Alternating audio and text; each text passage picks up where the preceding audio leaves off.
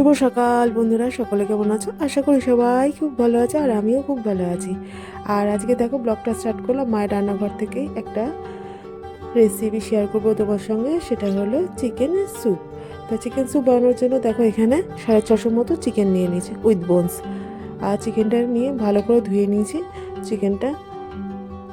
আর এখানে দেখো একটা মশলা করে নিয়েছি, সেটা হচ্ছে তোমার একটু পাতলা করে পেঁয়াজ কেটে নিয়েছি, একটা ছোট পেঁয়াজ, আর হচ্ছে আদা রসুন একটু স্ক্যাপারে করে নিয়েছি, আর অর্ধেক টমেটো কুচিয়ে নিয়েছি। টমেটো দিতেও পারো, নাও দিতে পারো, অপশনাল। আর এখানে দেখো কিছু সবজি কেটে নিয়েছি, যার হলো পেঁপে, লম্বা লম্বা করে গাজর, আর লম্বা লম্বা করে একটু পেস্ট কেটে নিয়েছি স্যুপে দেওয়ার জন্য। আর এখানে দেখো একটা কড়া বসিয়ে দিয়েছি, কড়াটা বেশ ভালোই গরম হয়ে গেছে, ওই জন্য একটু গ্যাসের নবটা একটু আস্তে দিয়ে দেবো। তো দেখো গ্যাসটা একটু আস্তে দিয়ে দিয়েছি। এবার কড়ায় বাটার দেবো, কিন্তু বাটার মায়ের ঘরে ছিল না, যথারীতি দিয়ে দিলাম একটু সাদা তেল, আর তার মধ্যে একটু দিয়ে দিলাম হচ্ছে তোমার ঘি।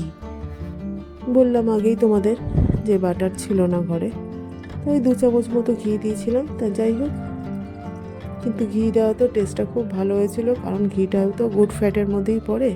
আর দেখো একটা তেলের মধ্যে একটা শুকনো লঙ্কা, গোটা শুকনো লঙ্কা ফোড়ন দিয়েছি।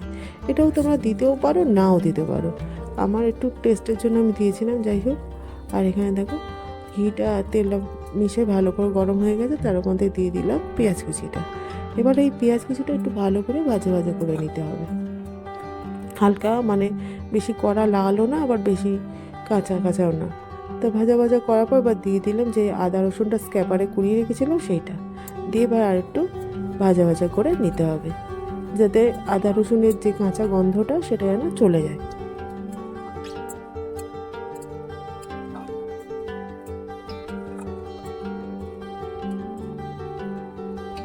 তো দেখো এখানে আমার আদা রসুনটার কাঁচা গন্ধটা চলে গেছে। এবারে যে সবজিটা কেটে রেখেছি সেটা এবারে দিয়ে দেবো এই মশলাটার মধ্যে। এবার এই মশলাটার মধ্যে সবজিটা দিয়ে ভালো করে একটু মশলার সাথে সবজিটা একটু কষিয়ে নিতে হবে, যাতে সবজির মধ্যে বেশ মশলাটা একটু ঢুকে যায়, আর মশলা দিয়ে যাতে কাঁচা গন্ধ না ছাড়ে। মশলাটা আগে অবশ্য ভাজা ভাজা করেও নিয়েছিলাম, কাঁচা গন্ধ ছাড়বেও না যদিও, তবুও একটু মশলাটা একটু সবজির সঙ্গে মানে ভালো করে একটু নেড়ে চেড়ে নিলে বেশ ভালোই হয় খেতে। আর যে টমেটোটা কুচিয়ে রেখেছিলাম সেটাও দিয়ে দিলাম। এবার দিয়ে এটা ভালো করে আর একটু কষিয়ে নিতে হবে।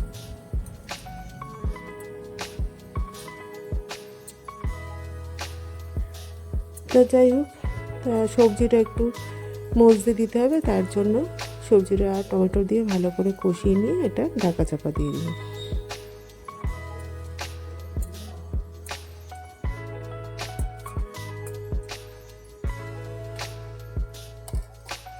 আর এই ঢাকা চাপা দেওয়ার পরে গ্যাসের নবটা দেখতে পাচ্ছ আস্তে করে দিয়েছি, যাতে সবজিটা সেদ্ধ হয় তার জন্য। এখানে দেখো সবজিটা মোটামুটি আমার সেদ্ধ হয়ে গেছে। এবারে দিয়ে দেবো এই চিকেনটা, যে চিকেনটা ভালো করে ধুয়ে রেখেছিলাম সেটাই।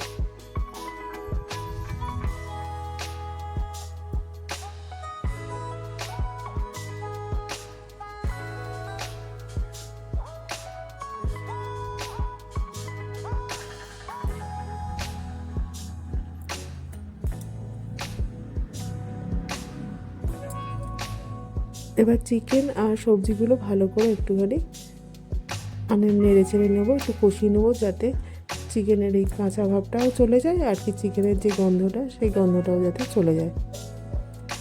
মানে ফট করে গরম জল দিলে হবে না, একটু ভালো করে কষিয়ে নিতে হবে সবজির সাথে, মশলার সাথে। আর এই স্যুপের মধ্যে একটু গরম জল দেবো, তার জন্য এদিকে দেখো গ্যাস জ্বালিয়ে দিয়ে এদিকে একটু গরম জল বসিয়ে নিলাম স্যুপে দেবো বলে। আর এদিকে তো গরম জলটা হয়ে গেছে, আর এখানে একটু ঢাকা চাপা দিয়ে রেখেছিলাম, এটা আমার মোটামুটি কমপ্লিট হয়ে এসছে। আর দিয়ে দিলাম একটু গোলমরিচের গুঁড়ো, আর একটু দিয়েছিলাম স্বাদ মতো নুন, আর সামান্য একটু চিনি টেস্টের জন্য, সেটা অপশনাল, তোমরা দিতেও পারো না দিতে পারো, আমি একটু দিয়েছিলাম। তা যাই হোক, এবারে একটুখানি দিয়ে দেবো হচ্ছে এর মধ্যে, এই সবজির মধ্যে ওই কর্নফ্লাওয়ার গুলে রাখা জল দিয়ে আবার একটু নাড়াচাড়া করে নেব। দিয়ে তারপর যে জলটা গরম করে গেছি সেটা দিয়ে এবারে ফুটতে দেবো।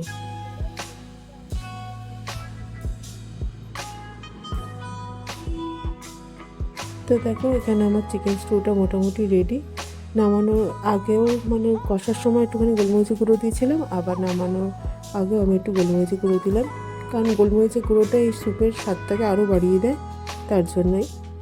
আর গোলমরিচের গুঁড়োটা না আমার ঘরে তৈরি করাই গোলমরিচের গুঁড়ো, কারণ বাজারে কেনা গোলমরিচের গুঁড়ো না সেই রকম সেই গন্ধটা আসে না, তার জন্য ঘরে করে তৈরি করে রাখা। আর দেখো এখানে স্যুপটা তো রেডি হয়ে গেছে, আর দেখো ডিনার নিয়ে বসে গেছি, খেতে খুব খুব সুন্দর হয়েছিল। তা তোমাদের কেমন লাগলো রেসিপিটা সবাই কমেন্ট করে জানিও। আজ তাহলে এই পর্যন্তই। আর দেখো বাবা পাশে বসে রয়েছে, বাবাকেও জিজ্ঞেস করলাম কেমন হয়েছে, বাবা বললো ভালোই হয়েছে। তাই যাই হোক, তা চলো ব্লগটা আর বাড়ছি না, এই পর্যন্তই। সবাই খুব ভালো থেকো, সুস্থ থেকো, আমার পাশে থেকো। আজ তাহলে আসি, টাটা।